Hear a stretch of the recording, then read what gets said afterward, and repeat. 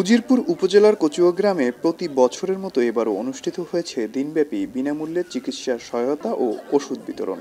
এ উপলক্ষে সকাল থেকে ভিড় করেন উপজেলার বিভিন্ন গ্রামের বাসিন্দারা। ছেলে বউয়ের হাত ধরে চৌমুহনী থেকে চিকিৎসা সেবা নিতে হাজির হন ৯০ বছর বয়সী রোকেয়া বেগম। বিনামূল্যে চিকিৎসা সেবা ও ওষুধ পেয়ে সন্তোষ প্রকাশ করেন এই বৃদ্ধা।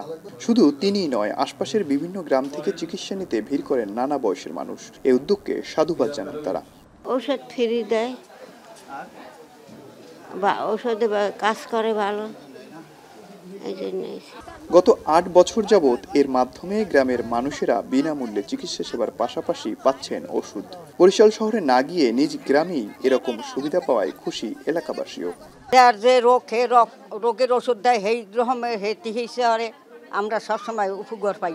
ভিজিট নেয় না, তারপর ওষুধ দেয় ফ্রি। বরিশাল গেলে টাকা লাগে, গাড়ি ভাড়া লাগে, ফি দেওয়া লাগে। ডায়াবেটিস চিকিৎসা করে কোনো পয়সা নেয় না, পেশা ভাবে কোনো পয়সা নেয় না।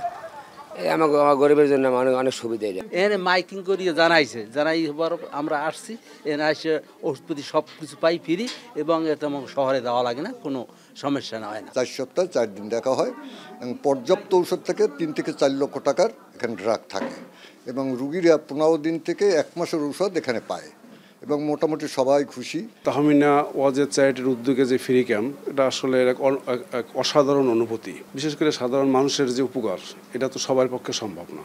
প্রতি শুক্রবার বিনামূল্যে নিজ গ্রামের চিকিৎসা সহায়তা দিলেও বছরের এ সময়ে বাবা মায়ের মৃত্যুবার্ষিকীতে তাহমিনা ওয়াজেদ চ্যারিটির উদ্যোগে এই বিশেষ আয়োজন করেন বরিশাল ডায়াবেটিস হাসপাতালের senior consultant doctor Altaf Mahmud. আগামীতেও এই কার্যক্রম অব্যাহত থাকবে বলেও জানান তিনি। এখানে দুস্থ গরিব রোগীদের সব ধরনের চিকিৎসা হয়। আমি অনেক ওষুধ দিই, অনেক কষ্ট হয় যদিও, তারপর অনেক দূর থেকে রোগীরা আসে, তাদের সাহায্য করি। আগামীতে এই প্রোগ্রাম বলবৎ থাকবে যদি বেঁচে থাকি।